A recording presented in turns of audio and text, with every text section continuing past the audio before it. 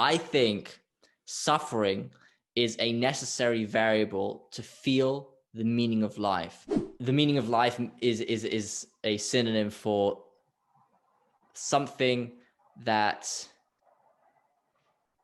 explains what you're here for, or not necessarily what you're here for, but that makes life worth living. Because, if you look around and you sort of try and describe what life is, you're born, you didn't really choose to be born, at least we don't think we were, and you'll just have to do these things every day. Like, what's the point of it? And the meaning of life is a justification. It's the answer to the question of why we're here, kind of. Welcome to We Need to Talk, where we try to figure out how to find fulfillment in life and reduce dissatisfaction. Listen to this full episode if you'd like to hear how physical and spiritual suffering are very much interlinked and actually mediate each other. We discuss the purpose of suffering and how you actually need suffering as a variable to experience the meaning of life. And finally, we dive into a discussion on how some people, or why some people actually suffer more than others, and it has to do with the ways that their DNA are activated based on the environment they are placed in. My microphone was acting up in this video, so please don't hate on the audio quality, and I hope you enjoyed the episode, and don't forget to subscribe. Let's go. Welcome everybody to We Need to Talk. This channel is dedicated to trying to figure out how to find fulfillment in life and reduce dissatisfaction. My name's Henry, the host of this channel, and today we're joined with Zey. Zey, do you want to shortly introduce yourself and tell the listeners anything you think is important to know about yourself? Okay, so I'm Zey. I'm Henry's friend. I'm studying psychology, and since I was a small kid, I think I was always into questioning like spirituality, mindfulness, and existential questions. So, and now we're here. Yeah.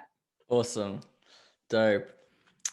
I think the first question I'd like to start off with is, what's the difference, or which is worse, physical or spiritual suffering? But more specifically, I think we understand what physical suffering is. It's just pain in the body. I mean, it's a bit more complex than that. But so what does spiritual suffering entail? And which is worse? What do you think? But I would say, do you think they're like separate entities, like physical and like spirituality? Well, I would say spiritual suffering can manifest itself physically also. But whatever you think, whatever comes to your mind. So like what I think is that they're not separate entities, like at all. They're just like manifesting and like representing on each other in different frequencies. Like maybe like a very vague example, but let's say that you're dealing with like self-love, like who you are, what you like, what you're interested in. It can just represent as a weak immune system, or like having a very weak posture, they're all connected together in my eyes, like it's like there's a body language idea because of this. You can simply have an idea of why people act in a certain way, why they blink so much, or why they're fidgeting. They're all connected. Sometimes it's easier to see, sometimes it's harder to see. But I would say none of them is worse or none of them is better.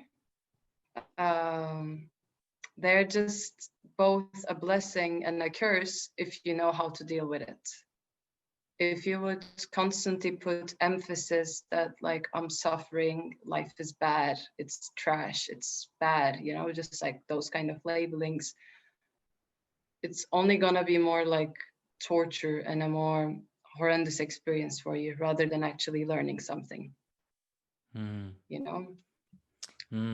So the reason why I mean what you said, I like it that they are intertwined. You can't really separate spiritual and physical suffering because they communicate with each other and they channel through each other, sort of. So they're very intertwined. However, the thing that came to my mind a few days ago, I was reading, well, actually a few months ago, I was reading an essay from Schopenhauer on suicide. And he Mm-hmm. says the barrier to suicide for a lot of people is the fear of physical pain, and losing the physical sense of life. So the physical pain that is experienced in the act of, you know, committing suicide. However, Mm-hmm. when the spiritual pain exceeds the physical pain, the spiritual pain is so big that this physical pain is overshadowed, and then the barriers to suicide almost like disappear, and then suicide is a lot easier because the spiritual pain is so immense that people can't handle it. And I was Uh-huh. thinking, well, is spiritual pain worse? Is it more painful than just let's say Mm. breaking your arm or I got you. I got you. Like, I think how I would just like understand this would be, we cannot compare them. First of all, they're like different magnitudes. Like bodily pain is like a kilogram, and spiritual pain is like Celsius. They're not like comparable. But what I would say is that our body, our like whole like autoimmune system, like our parasympathetic system, it just constantly wants to protect us, and it has its own sick ways. You know, it can cause us like panic attacks, so we would explode that energy. Like, it has so many ways, you know. But I think it has its own limits as well. Like, we're in the material world, and we know that there's like do's and don'ts of our body, so there is a limit, and it cannot exceed that. And now there's a spiritual suffering, which we still don't know about. It is almost like a cosmos, you know, we don't know, and it's more and more expanding. When we are knowing, it's just almost like a black hole or like galaxies, you know. So I think when there's like this expanding thing, expanding suffering, and when there's this like limited body, you would say, yeah, the spiritual suffering is worse because we don't know how much it can lead to. But however, we shouldn't forget that we are doing this with our body, so it kind of limits us as well, if this makes any so sense. you mean the degree to which the spiritual suffering can manifest itself is limited because the body is limited? Exactly, Mm, exactly. Like, I think with this idea, with this mentality, we can understand more why some certain people live their life in a certain way, like monks. They simply cut all of their hedonistic needs, and they live by the motto of like mind over body. They just decrease all of their bodily needs or other things to explore their mind. And this is mhm, already like a proof that our body is limiting, maybe protecting us. Maybe we're not going to handle that spiritual realm with our human soul. We never know it, you know? mhm, But what I also think about like the suicide and the spiritual suffering is that I know that spiritual suffering can be so intense that it can destroy our main primal instinct, which is survival. You know, like, it's just the biggest irony in my eyes, because so our bodily suffering is there to protect us. When you touch the fire, it protects you. It creates this like aversive energy that you're like, ah, it burns. You know, it's constantly protecting us. And if you're able to suicide, if you're able to shoot yourself, most probably your body is like, this is my only way out from the suffering. Your body is denying its whole reality, own existence, and let you suicide. So I think in that sense, spiritual suffering overpowers the mhm. physical as well. Like, yeah. It can kind of take you out of the physical realm, the spiritual suffering. It kind of sort of shuts it down. You're saying, but In a sense, like, mhm, through that point of time, our body was constantly trying to protect us, and it tried every way. You know, like, for example, for women, when they're under immense stress or immense depression, their period stops. mhm, like one of the most crucial and primitive needs, like reproduction, stops. You know, your sleep stops, your eating, like these kind of very natural elements stop piece by piece. And when it reaches the top point, the whole holding glue stops, which is, I need to live, I need to survive, you know? Yeah. And what do you think causes spiritual suffering, or what can cause it? Like when I was searching that, I just saw read many ideas, you know, like from Buddhist philosophies to religious like scripts to many things. I don't know the answer. And I think it just all ends in the linguistic difference, you know. Some of them calls it karma, some of them calls it old lives. It all changes. But what I like personally believe is, man, there's this whole unity and there's this whole chaotic equation, that we are becoming more and more perfect, more and more complete with all that suffering to become a more lighter and a better energy. Mm-hmm. So it Like has a in a way, it's a purpose. duality.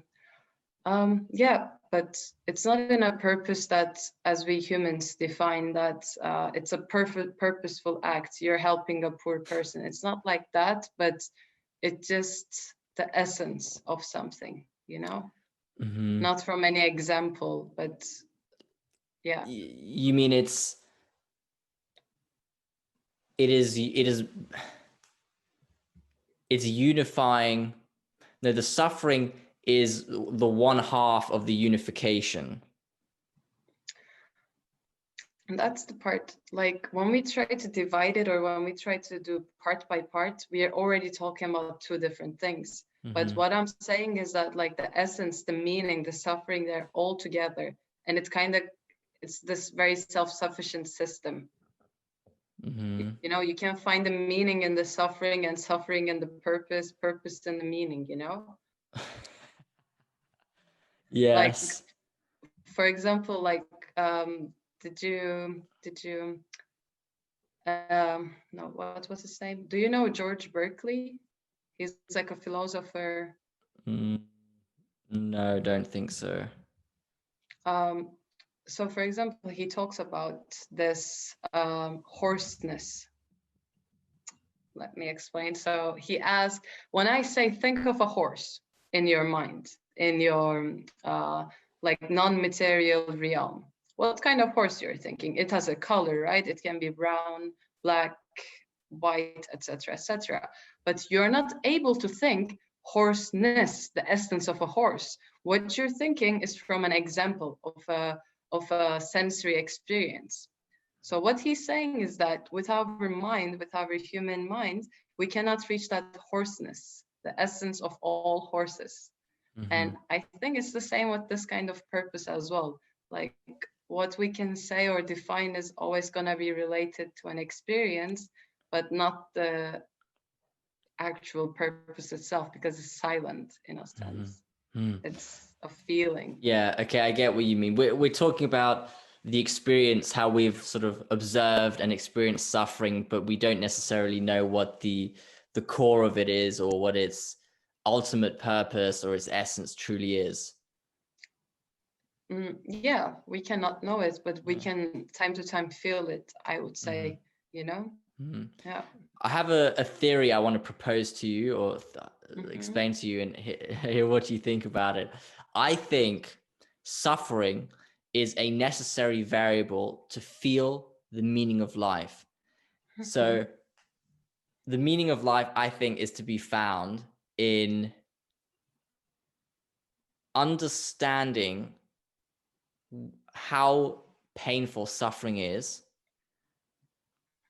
in life and that it's there, but finding love amongst, or like finding love whilst being surrounded by suffering, and finding um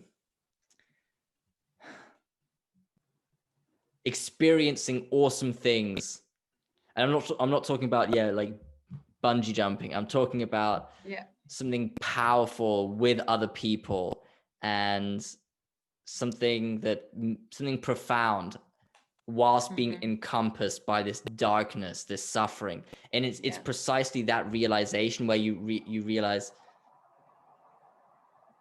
life is so difficult and painful, but I was still able to find this profound feeling. Yeah. And it's that unification of suffering with love. That's the meaning of life. And it's like an experience. What do you think? I totally agree, to be honest. Maybe like with different words, but I really do believe in the duality of things, you know, like um maybe like as like John Locke would call, like we just start as like this white sheet in a life, you know, like tabula rasa, and all we are gonna experience is gonna be either suffering or love, positive or negative, black and white, you know. And I do believe in that. And I think I'm not sure if I would call it like the purpose or the meaning of life or not, because I don't think it necessarily needs a purpose, but it's just a platform. And you kind of collect what you can collect and create your own definition of it. Mm-hmm. Yeah. Mm-hmm. Okay. I just think so far it's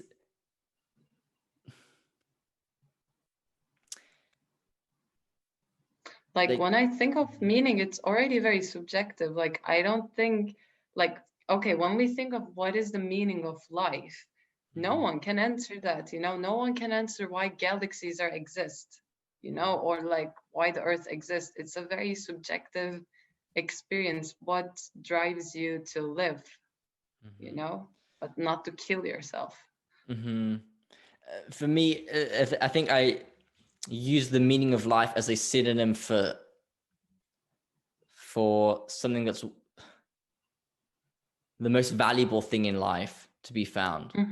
So it's something that makes life worth living. That's because it's like the meaning of life. That would kind of be, wait, is my sound kind of weird? Is it like jumping? It's all good. It's all Okay. good. The meaning of life is a synonym for something that explains what you're here for, or not necessarily what you're here for, but that makes life worth living. Because, you know, if you look around and you sort of try and describe what life is, you know, you're born, you didn't really choose to be born, at least we don't think we were, and you'll just have to do these things every day. Like, what's the point of it? You know? And the meaning of life is a justification. It's the answer to the question of why we're here, kind of, I think. I see. I see. Interesting. Because so far, I would say that's the most, when I felt that feeling of having experienced something awesome despite how painful life is. It's that, it's that precise realization that's just makes it all worth it. I see. I would say. I don't know if you understand or if you can relate at all. Yeah. I understood. Maybe like only thing I would add is like I have no idea about what life is, like only it's a self, you know, only naked life. What is it? I don't know it. But what I like to think of life, it's like it's some sort of like a clay, you know, it's like a Play-Doh. And it's like given to everyone, like small pieces. And you kind of shape it, or you kind of want to see how you want to see it, you know, like we both know that you can make like a rock and throw it to someone with that like Play-Doh, or you can actually make it like a small pottery and enjoy it, you know, because it just endless possibilities of good and bad, but it's not nothingness, and that's what makes it life. You cannot ignore the existence of that, though you really need to deal with it. And I think maybe because of your personality trait or experiences, it it just differs how you deal with that Play-Doh, you know. Like for example, I was just like saying this to my friend that he broke up with his girlfriend, So he was in this very intense, almost dramatic like moment where he's like, life is beautiful, life was bad, life was beautiful without her. It's bad, you know, those kind of things. And I just said, hey man, life wasn't beautiful or bad because of her, but she was just a representation of life, that it can be beautiful. It was what you saw in her rather than what she gave it to you know, because Mm.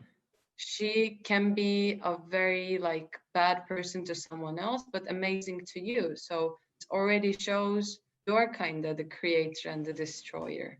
Mm. And And yeah, that what gives me a lot of strength in a sense. mm.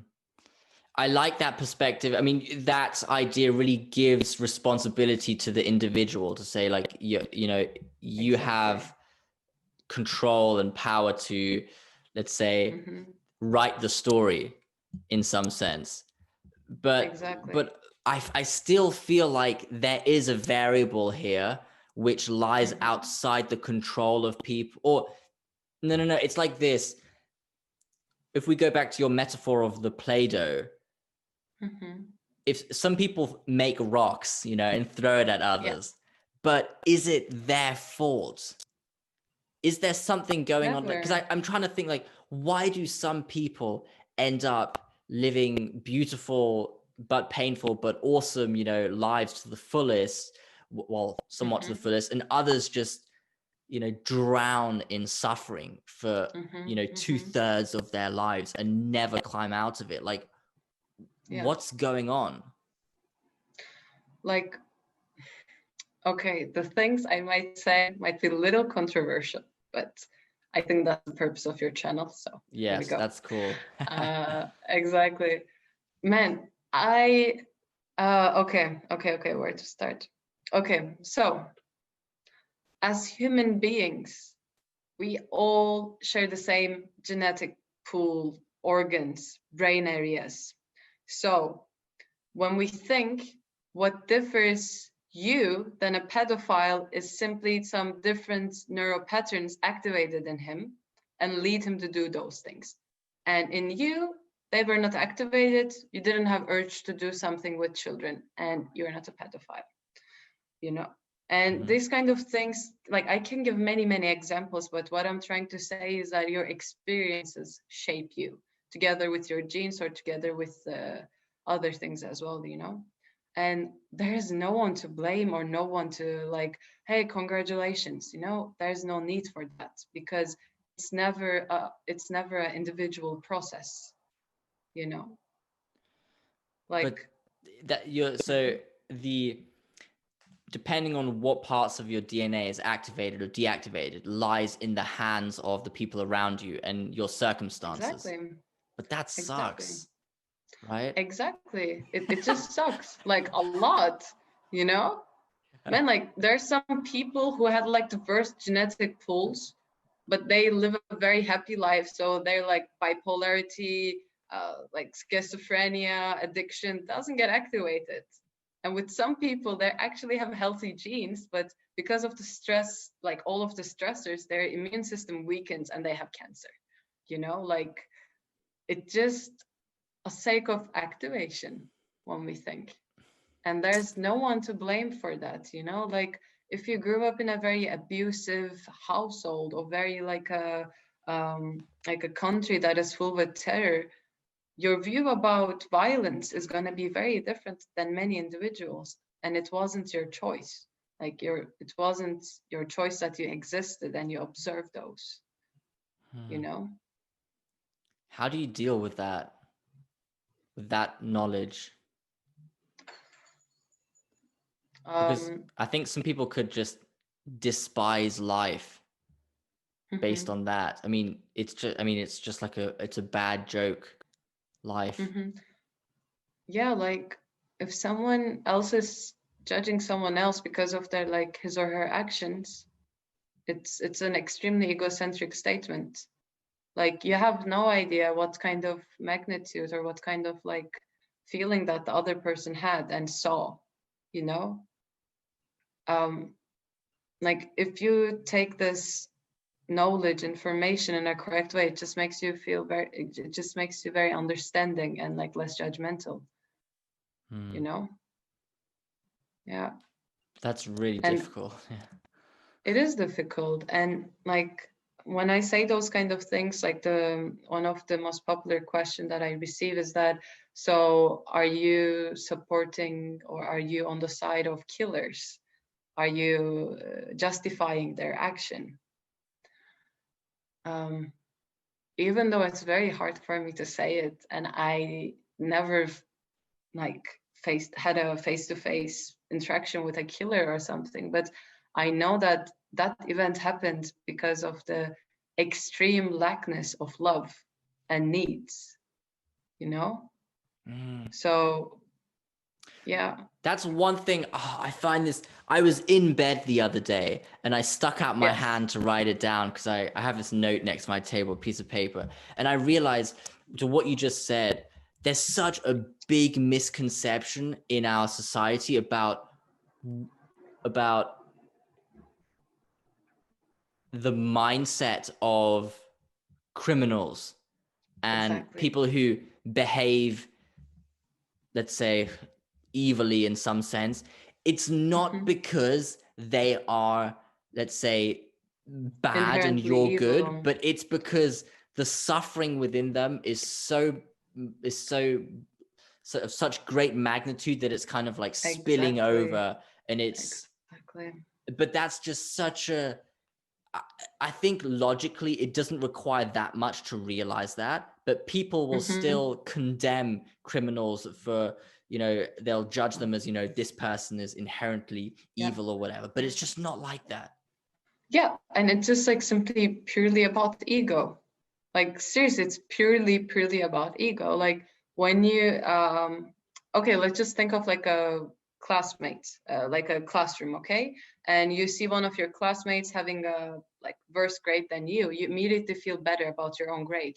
We are constantly comparing ourselves to feel better or worse depending on what you're aiming to, as Alfred Adler would said. But yeah, you know, and it's the same with criminals. Like the more you saw crime, oh, they are killers, they don't know how to regulate their emotions, they're psychopaths, they're this, you feel good about every decision you made till then because you feel like, yeah, I saw many things, but I never killed anyone.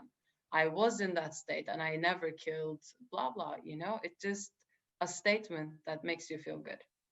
Mm-hmm. But if someone would able to be a better or maybe like a wiser person can immediately see what that person needs is not isolation, is not humiliation, but simply rehabilitation, you know. Like there was this TED talk that I watched, actually my boyfriend showed it to me. It was about this guy. He was in an extremely bad household. Like his mother was like a heroin addict, everything, like very bad situations. And he had this friend under a bridge where they were sometimes like chatting, watching something, you know. And he just said that one day I was planning to have a school shooting because of all of the pain and anger in me, you know. And his mind just changed because that friend under the bridge just treat him like a normal human being, like that was asking, hey, what would you like to drink today, or what would you like to watch today, you know. And he didn't did the school shooting. And what he said like stayed with me like for a long time, that he said, um, give love to ones that they need the less, or they deserve the less, you know. No one wants to love a killer. No one wants to love, I don't know, a child abuser, you know. But love can be in different forms. Love can be informative. Love can be like a parental role that, hey, when you're angry, don't throw some things, but instead do this, you know. Like love is not like, oh, I love a killer, come here, let me hug you. That would be very toxic and unhealthy maladaptive behavior. But yeah, Yeah, different type of love. I've seen that TED talk. It's really powerful.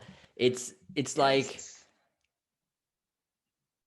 yeah, you don't need to hug the person, but I think something basic like paying attention to them or giving them attention, just acknowledging them, stuff like that is really powerful. Not necessarily, Exactly.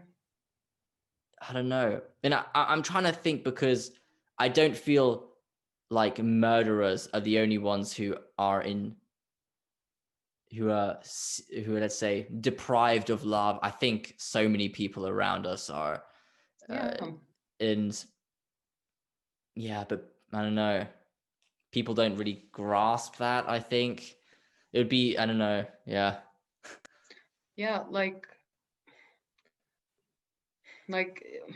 for example, like you have a dog, right?